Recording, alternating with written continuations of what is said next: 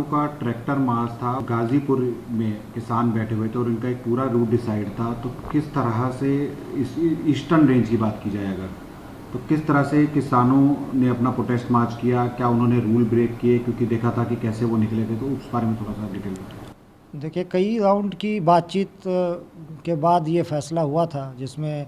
हरियाणा, दिल्ली और यूपी की पुलिस के जो बहुत ही सीनियर अधिकारी थे, उन्होंने किसान नेताओं के साथ कई राउंड की बातचीत की। उसके बाद एक रूट पे तय, म्यूचुअली एग्रीड रूट्स थे ये, जिसमें एक गाजीपुर बॉर्डर का रूट भी था, जिसमें ये कहा गया था कि गाजीपुर गोल चक्कर से और रोड नंबर 56 होते हुए अप्सरा बॉर्डर तक जाएंगे और वहाँ से फिर राइट टर्न लेके यूपी में प्रवेश करेंगे। और इस पे कल से भी लगातार बातचीत किसान नेताओं से जो यहाँ गाजीपुर बॉर्डर पे बैठे थे उनसे बातचीत हुई थी, और ये था कि वॉलंटियर्स उनके होंगे। उन्होंने भी अपनी एक व्यवस्था कही थी कि हम लोगों ने अपनी तरफ से भी सुरक्षा व्यवस्था कैसे उचित तरीके से चले ड्यूरिंग दिस ट्रैक्टर रैली, ये उन्होंने बताया था कि हमने कर रखी है। उनके साथ बातचीत हुई थी, उसमें भी ये हुआ था। उनके साथ जो लाइजन अफसर और वॉलंटियर्स के नाम भी एक्सचेंज हुए थे, कॉन्टैक्ट नंबर्स हुए थे, यानी कि उनकी तरफ से ये पूरा आश्वासन था कि ये चीज़ें सब सही चलेंगी। लेकिन आज सुबह जब ये था कि पहले ये बताया गया कि 11 बजे एक झंडोत्तोलन का समारोह होगा इनके यहाँ, जहाँ पे ये बैठे हुए हैं, और उसके बाद ये लोग रैली में जो उचित रूट है उसके हिसाब से ही चलेंगे। लेकिन अचानक 9:30 बजे एक ग्रुप जो है उसने पहले बैरिकेड ब्रीच करने की कोशिश की, तो गाजीपुर बॉर्डर के पास ही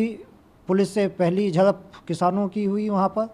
और उसके बाद बहुत सारे किसान जब आगे बढ़े, उन्होंने रूट फॉलो नहीं किया, तय रूट फॉलो नहीं किया। तो अक्षरधाम से 1 किलोमीटर पहले जहाँ पे हमने अपने अरेंजमेंट्स रखे हुए थे, वहाँ पे करीब 2 घंटे तक किसानों को समझाया गया, और इवन हमने वहाँ पे टीयर गैसिंग भी की, बेटन चार्ज भी किया और इनको रोकने की कोशिश की। लेकिन जो उग्र किसान थे उन्होंने क्या किया, उन्होंने ट्रैक्टर से लोगों को, पुलिस वालों को, सुरक्षा बलों को कुचलने की कई जगह कोशिश की गई।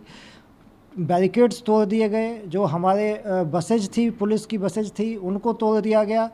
और इस तरीके से व्यापक पैमाने पे तोड़फोड़ की और नुकसान किया। और उसके बाद इसमें से कई लोग इस बैरिकेड को तोड़ करके आगे निकल गए, और जो पीछे लगातार उनके साथ पुलिस की जो है मुठभेड़ और मुकाबला चलता रहा। सर, कितने पुलिस वालों को चोटें आई, क्योंकि जैसे आपने बताया कि कुचलने की कोशिश की गई थी, तो क्या हुआ था कि जो सीनियर इसमें मैं ये बताना चाहूँगा कि जो एडिशनल डीसीपी ईस्ट है मंजीत, उनके ऊपर भी ट्रैक्टर चढ़ाने की कोशिश की गई, और अगर ऐन वक्त पे उन सुरक्षा कर्मियों ने उनको हटाया नहीं होता तो बहुत बड़ा हादसा हो सकता था। हमारे यहाँ एक प्रोबेशनल एसीपी हैं, उनके भी चोट आई है। इसके अलावा बहुत तेरे पुलिस वाले हैं जिनकी एमएलसी वगैरह अभी हो रही है, उनके बहुत लोगों की चोट यहाँ पे आई है इस पूरे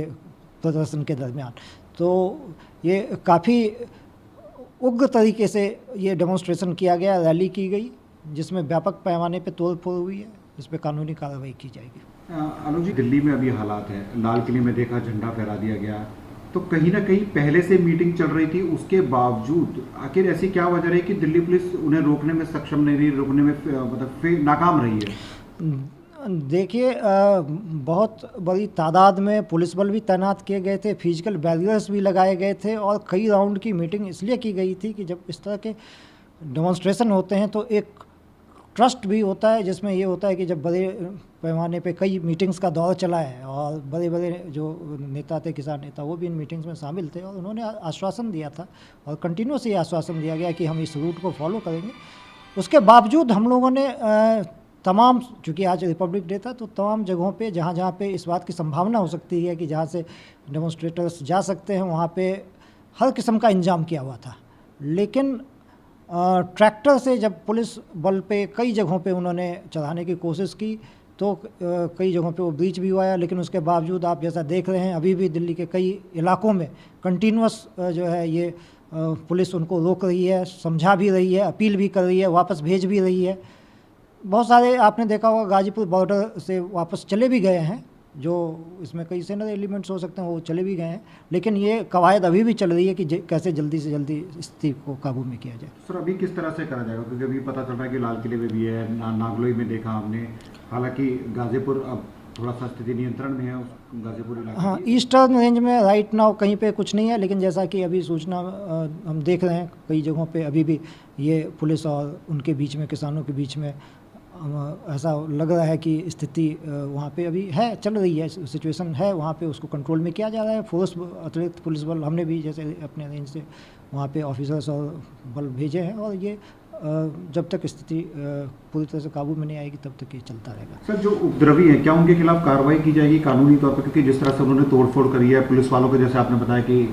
ट्रैक्टर चढ़ाने की कोशिश की, तो उनके खिलाफ क्या कानूनी कार्रवाई की जाएगी?